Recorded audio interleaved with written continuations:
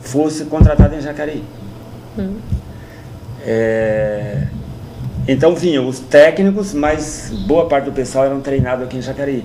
E uma dessas meninas, a Maria Luísa Reco, que trabalhou na restauração dessas pinturas, que travam 12, 13 camadas de tinta até chegar à pintura original, essa menina hoje ela mora em Paris e ela trabalha com um dos maiores restauradores do mundo.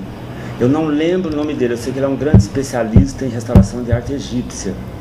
Ele trabalha para o Museu do Louvre e a Maria Luísa trabalha com ele. Ela é daqui de Jacareí. Iniciou o trabalho aqui. Iniciou aqui, a paixão dela começou aqui. E daí surgiram uma série de outros restauradores de cerâmica que hoje estão na Espanha. Então, vários deles, né, seguiram essa linha. Vários deles seguiram essa linha. Aí, bom, tem recurso financeiro, tem dinheiro, foi feito toda a restauração do prédio, foi fantástico, foi muito bonito, toda a restauração. Se pensou em espaços de atividades lá dentro, se montou um auditório muito bonito, porque a ideia é que aquele fosse um espaço de discussão, de se pensar o Vale do Paraíba. A concepção, um museu que pensasse a realidade do Vale do Paraíba, que discutisse o passado, mas que discutisse a realidade presente também. Era um grande fórum de debate para se pensar o Vale do Paraíba. Então se montou auditório. Esses espaços criados ali dentro teve uma predominância do que vocês imaginavam de atividades para o museu? Sim. Ou existiu um projeto museológico muito distinto que especificou a criação daqueles espaços, como o auditório, como a sala de aula que trazia as memórias do grupão, do antigo grupão? Tudo foi pensado. E mais uma vez que esse grupo, né, fora do poder público, eles participavam de tudo. Então a ideia era o que é que nós queremos para o museu, que tipo de museu nós queremos fazer. E essas ideias surgiam das pessoas que... e uma das coisas que predominou, quer dizer, como é que nós vamos usar esse espaço? Né? E as pessoas opinavam. Você conseguiria fazer agora uma viagem pela casa e me descrevendo os cômodos, como vocês imaginaram de utilizá-los e a conotação que tiveram depois de pronto, né?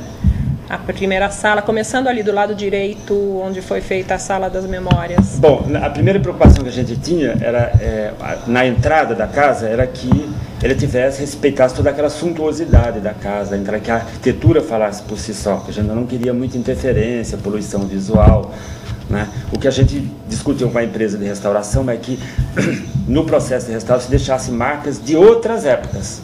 Isso ficou como um testemunho, então isso foi uma coisa legal. Bom, do lado direito, nós reconstituímos uma sala de aula.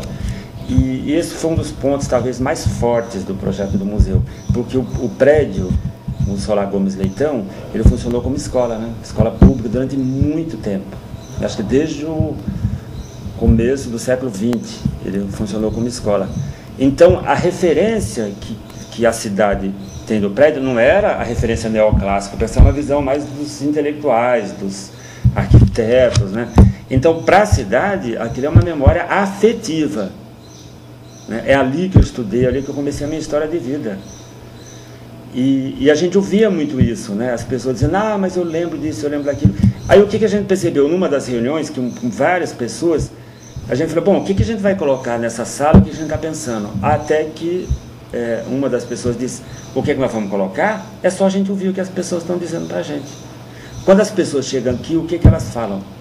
Elas dizem, quando elas entram no prédio, a primeira coisa que elas querem descobrir é o lugar que elas estudaram, né? Então isso é uma memória afetiva. Então eu falei, não, então é isso.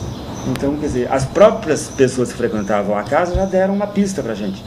Aí nós falamos, então vamos montar uma sala de aula, vamos remontar uma sala de aula. Aí fomos de todos os materiais, as cartilhas da época, né? Quer dizer, aí a gente colocou cartilhas de épocas diferentes, porque o público era imenso, quer dizer, desde o começo do século XX. Então foram várias gerações que passaram por ali.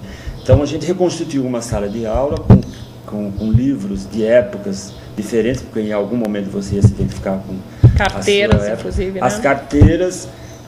Reconstituímos os sons da sala de aula, foi uma coisa que fez um sucesso muito grande.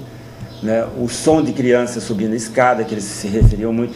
Aí o que nós fizemos? Nós começamos a ouvir melhor o que as pessoas diziam. O que te lembra essa escola? Eu lembro do som da escada, eu lembro da hora do recreio, eu lembro do barulho do sinal na hora de sair do recreio. E a gente reconstituiu tudo isso. Tudo.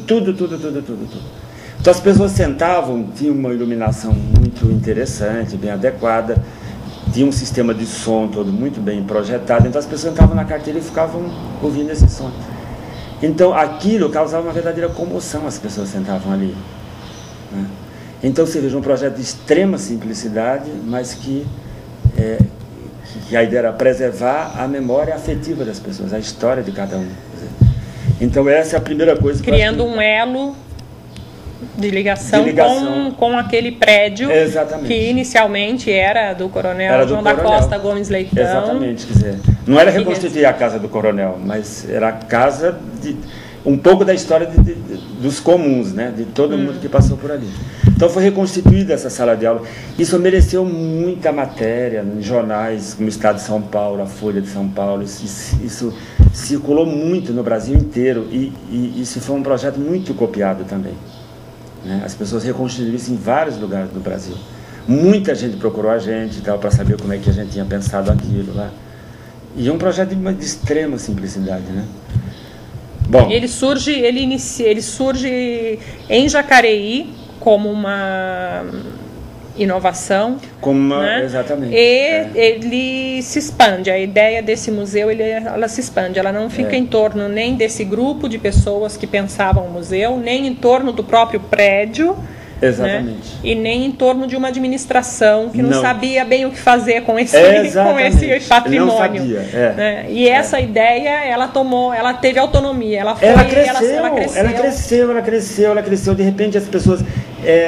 eu lembro de um artigo, uma vez saiu no jornal, acho que foi a Folha de São Paulo, que eles chamavam, o título da matéria, eu não sei se ainda acha essa matéria, chamava-se Primitivos e Valentes. Em Jacareí, Primitivos e Valentes. Quer dizer, primitivo porque era uma exposição que a gente tinha feito de pintores primitivos, e ela falava, a Radha Abramo, que era uma crítica de arte, sobre a valentia de pessoas que trabalhavam sem recurso financeiro, né? Que ela não conseguia entender como é que se produzia tanta coisa interessante e rompendo coisas que que ninguém via, né? Ninguém sabia, ninguém que tinha visto o museu daquela maneira. Bom, aí voltando, aí tem essa sala, a reconstituição dessa sala, que foi uma das melhores coisas que foi feita. Depois, do lado esquerdo, ali foram feitas muitas coisas ali. Ali foi material arqueológico, tem uma sala com materiais de arqueologia. Aliás, o capítulo de arqueologia é uma história à parte. Com arqueologia. Depois, você encontrava ali um corredor embaixo, onde nós transformamos num bar. Era uma ideia muito interessante que o museu fosse um ponto, continuasse sendo... Ele já era um ponto de encontro. O que a gente queria fazer com aquilo, na verdade, é dar uma situação um pouco mais agradável.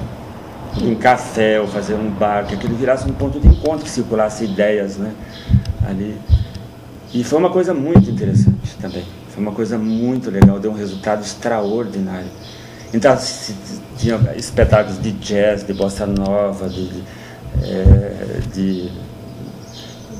instrumentistas, de pessoas maravilhosas, muitos pianistas jovens do Vale do Paraíba se apresentaram ali. Quer dizer, era uma loucura aquilo lá, que ele está se transformando num negócio. Cresceu tanto que acho que a gente não tinha muita dimensão de onde é que ia parar tudo isso. Depois, no fundo, tinha uma parte onde a gente mostrava a taipa, né, como é que foram as técnicas de intervenção no prédio, que era uma parte maior. Tinha a parte administrativa, como não tinha muita parte técnica, quer dizer, eram poucos, né? Depois a gente subindo, tinha o auditório, um grande